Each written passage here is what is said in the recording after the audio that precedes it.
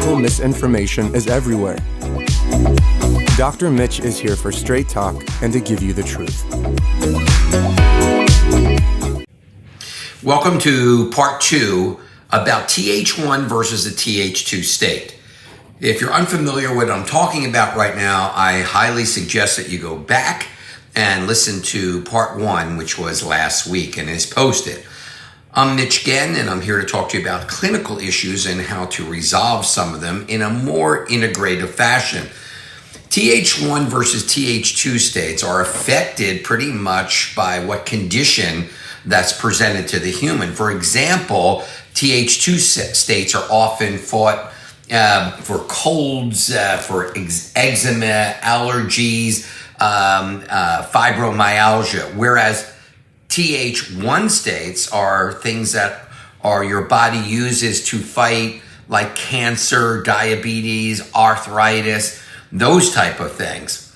So the question, of course, is if someone is in Th1 versus Th2 predominantly, which you could either surmise, which we just talked about, from the particular condition that the body's fighting, or even more accurately, by last week, if you go back and look at it, by evaluating, for example, the different interleukin levels, it will tell you where that person is. Remember, it's that balance that we're trying to achieve. However, if someone you're trying to promote more of a Th1 state, for example, or stimulate a Th1 state, things like melatonin would be part of your armamentarium, quercetin, vitamin C, garlic, and moderate exercise. Never a lot of exercise, because that could switch the state as well. Now, a Th2 state, if you're trying to promote, or if someone's too dominant in Th1, vitamin D, for example, starts to move people to that Th2 state.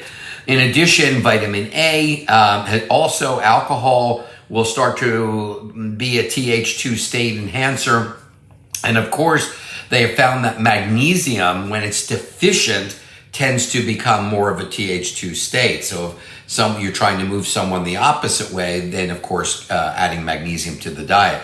If you're looking to balance the body out, then think of things, for example, like the flavonoids, the different flavonoids in the vegetables and fruits, ginger, omega-3 fatty acids. I always recommend that they're in the plant form base, and even turmeric is a whole, as opposed to maybe just using the extracted curcumin. If you tend to use these and do it scientifically, as based upon what we just said, they're going to help balance your patient's immune system out in both areas and help them have a healthy T-cell helper state, as we started to talk about in part 1. That's important because just throwing a bunch of nutrients could influence which way that individual's immune system might become predominant. You may not want that. So consider that very clearly.